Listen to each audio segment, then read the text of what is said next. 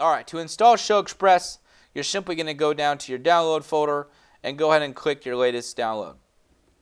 In this case, it's a DMG file. It's going to expand, and you're going to see a folder called ShowXpress. Now, if you're new and you have not yet installed ShowXpress onto your software, what I like to do, I always recommend it, is to place a new folder on your desktop. I like to call it ShowXpress Software, and that's going to be your home for your ShowXpress folder. What's cool about this is that when there's new software updates, you can literally drag and drop, update it, and you're good to go with the new software. It's easy managing being able to update everything. So that's what I like to do. Now, if you currently have ShowXpress on your machine currently, then we're going to want to update it. To update, it's very simple. So in this case, in my folder, I have ShowXpress Software and I have ShowXpress. This is going to be version 8. Now, we don't want to use version 8, so we want to update it. It's very simple to update. So here's the new version, ShowXpress 9. All I'm going to do, and you can do this on a PC as well, just drag and drop into the new folder.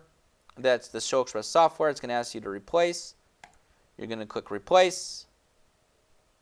It's going to replace real quick. And now you have the new software. So what I like to do, go ahead and expand the folder. The lighting controller, you can literally drag it down into your dock or your desktop, whatever you want, if you want a shortcut. I already have that down here, so we're good to go. So, very simple when you updated it.